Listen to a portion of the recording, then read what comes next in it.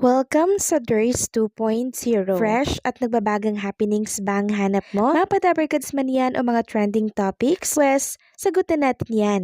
Kaya naman isubscribe nyo na ang ating channel para sa mga nagbabagang balita everyday. So, ayun, welcome back again sa ating YouTube channel mga kadabarkads. And for today's video nga, pag-uusapan po natin ay tungkol sa mga importanteng ganap sa loob sa labas ng Itbulaga sa TVJ and syempre, sa mga Dabarkads po natin. So, konting recap lang tayo sa nangyari po sa Itbulaga. So, kanina mga ka-Dabarkads, naghandog po si Karen Ice Troop ng dalawang song para sa mga Dabarkads natin sa loob ng studio and syempre sa mga viewers, television and online.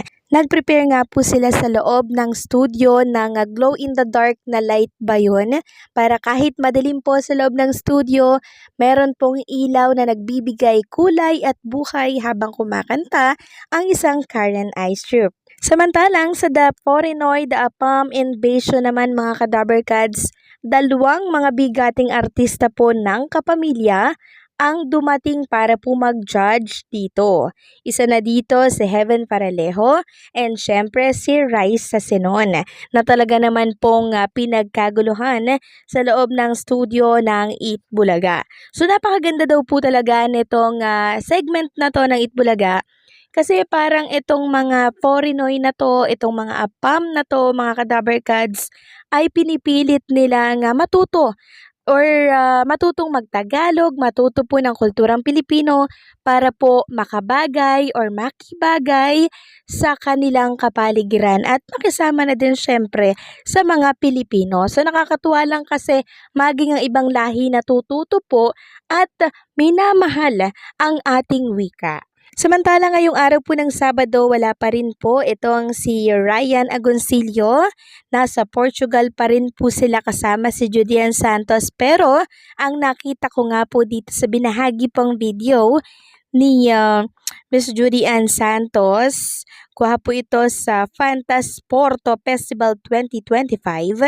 Nakita natin dito si Ryan Agoncillo na isa po pala sa cameraman itong si Judian Santos. Ayan po, nagpakita po siya dyan. Nahagip siya ng camera mga kadabarkads, kaya dali-dali ko lang naman na in-screenshot. Si Ryan Agoncillo po yan. And finally, nagpakita na rin po siya sa ganap ni Miss Judian Santos kuha sa Portugal. Marami din po talaga kasi ang nakakamiss dito kay Ryan Agoncillo dahil napakahusay talaga nitong mag-host. Mapaloob, mapalabas ng Itbulaga, ang husay niya talaga mga kadabarkads. Samantalang sa March 12, 2025, meron na pong schedule ang Itbulaga, no? Sugod bahay ata ito mga kapatid. Sabi nga dito, magandang araw barangay, Tabacalera. Paanyaya po sa lahat ng ating residente sa darating po na March 12, 2025, Miyerkules. Ang TV5 Itbulaga ay muling babalik sa ating barangay upang magbigay ng kasiyahan.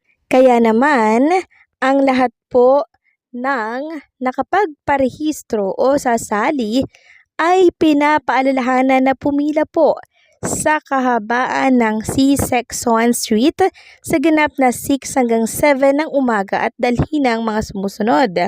Payong na may design na nakatala ang iyong registered number at may picture ng Dabarkads.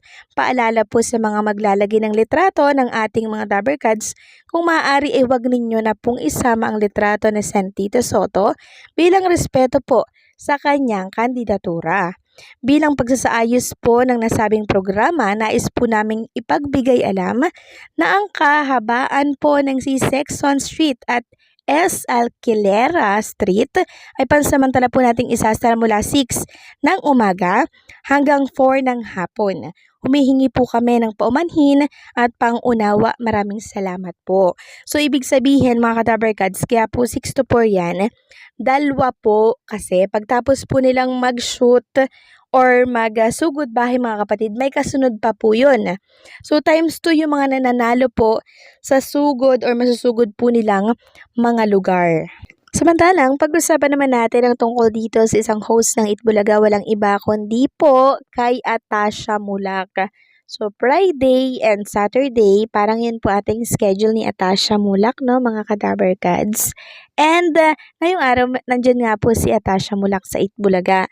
So, kahapon nga po may ganap si Atasha Mulak dito po sa Cetaphil. Grabe, no? Parang araw-araw ata may ganap si Atasha Mulak. At nakita ko nga po na nagbabangayan yung kanilang mga followers dito po sa sa comment section ng live chat ng Itbulaga. So, wag sanang ganun. No, suportahan natin ang buong Dabber Cards. Wag yung may pinipili tayo. Halimbawa, kay Karen, kinukumpara kay ganto na host ng Itbulaga. So, wag ganun. Wag magkumpara sa kapwa Dabber Cards natin. Kasi isa lamang po ang layunin nila at yun ay ang mapaganda po ang show. Okay? Samantalang pag-usapan naman natin ang inireveal po ng isang dating Itbulaga host. Certified legit Dabber Cards po siya.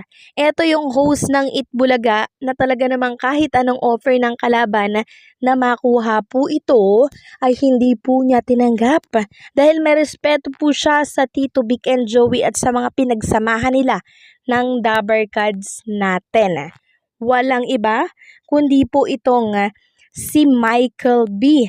So, nireveal po ni Michael B yung sakit na pinagdaanan po niya. Yung sakripisyo mga Kadaber Cards na pinagdaanan po niya. Ano po ba yung nireveal na yan ni Michael V or nitong si Bitoy? So, si Bitoy po, bilang legit Dabber Cards nga po siya, and talagang may pinagsamahan sila nitong si Francis Magalona, mga Kadaber Cards, pinatato niya po, no? Pinatato niya po yung simbolo nitong si Francis Magalona, yung star po dyan, tas may 3 bituin. And kitang-kita po dyan mga Kadaber Cards, yung parang sugat pa, no? Parang dugo-dugo pa mga Kadaber Cards. So, medyo masakit kasi malaki po yung pinatatong niya ni Michael V. So, ito po ay para sa ika-16 death anniversary ng namayapang OPM legend ngayong taon. So, ibinandera po yan, TV host kami dyan na si Michael V. And ito nga po yung kanya naging statement. Sabi po ni Michael V, I have nothing against status except for the part na masakit pala siya. Ayan mga Kadaber Cards, so aminado siya na masakit daw po palang magpatato. Baka first time niya to i-share doon Instagram, pero minsan mas okay na yung sakit na alam mo ang pinanggagalingan kesa doon sa bigla mo na lang mararamdaman. So may point, no? May point yung sinabi niya dito. Sabi niya, reflecting on Francis M's lasting influence, Michael V said, Francis M will live through his music every time you listen to any of his songs. His memory will last a lifetime. He ended his tribute with the number 36912. So, nakakatuwa naman mga Kadaber Cards, no? Dahil talaga namang hindi talaga nakakalimutan si Francis Magalona.